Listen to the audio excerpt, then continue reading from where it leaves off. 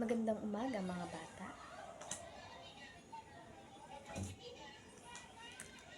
Sino ang nais pangunahan ng ating panalangin? Sige, Jenny. Pangunahan mo ang ating panalangin.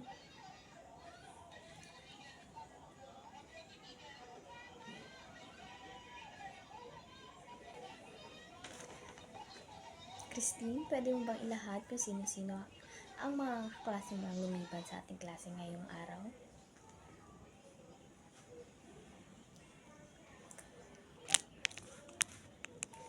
Sa ating pagbabalik-aral, ngayon naman ay balikan natin ang ating napag-aralan.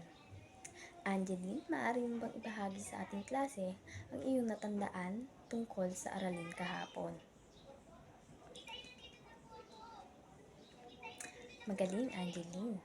So, ano-ano naman ang mga wikang iyon? Mahusay, Angeline. Bigyan ng 3 palakpak si Angeline. 1, 2, 3,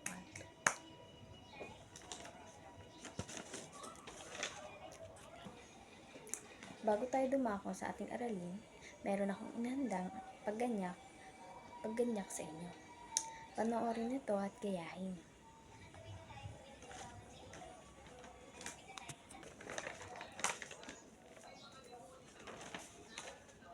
Sa ating paglalahad ng aralin, mga bata, ano nga ulit ang klima? Sige, Jenny, pakisagot ang aking tanong.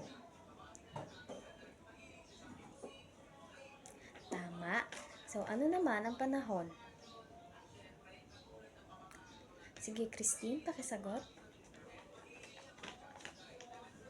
Magaling, Christine. Ano naman ang epekto ng klima at panahon? Sige, Jenny, pakisagot ulit ang aking katanungan.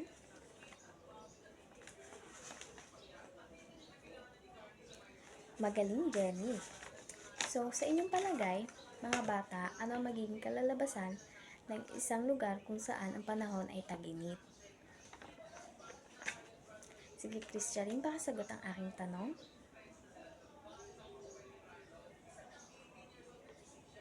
Tama.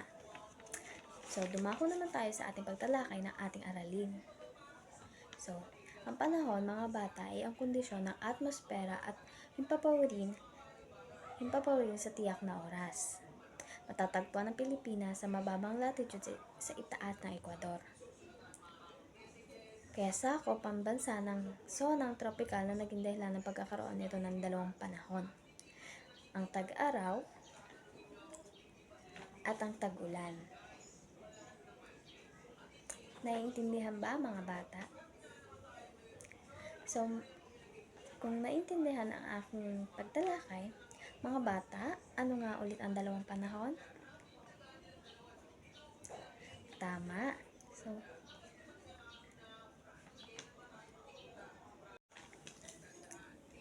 sa paglalahad, ang panahon ay ang kondisyon ng atmosfera o himpapawirin sa tiyak na oras.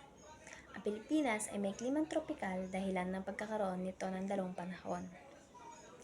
Mga bata, ano nga ulit ang 2 panahon? Magaling. Ang tag-araw at ang tag-ulan.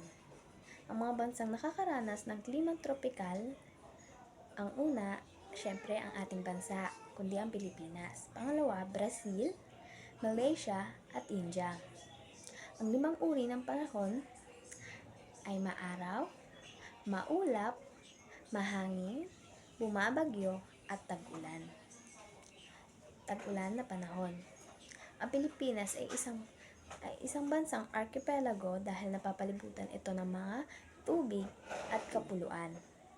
Ang klima naman ay ang kalagayan ng atmosfera sa isang lugar sa mabahabang panahon. May 2 uri ng klima ang nararanasan ng mga bansang kilalang kabilang sa zonang tropikal. Ang una, ang tag-ulan mula Hunyo hanggang Oktubre. Ang tag-araw naman mula Nobyembre hanggang Mayo. Sa inyong pagsasanay, mga bata, hatiin ang inyong klase sa 2 grupo.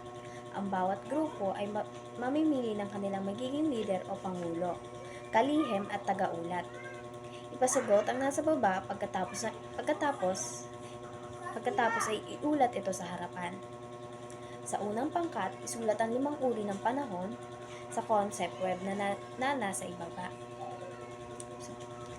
Pangkat 2 naman, isulat ang mga bansang may klimang tropical sa concept web na nasa ibaba rin. Sa inyong pagtataya, piliin ang titik ng tamang sagot at bilugan ito.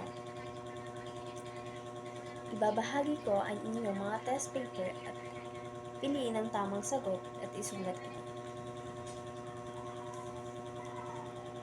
Sa inyong takdang aralin, gumuhit ng 5 larawan ng tag-araw at tag-ulan. Idikit ito sa inyong notebook. Naintindihan ba mga bata?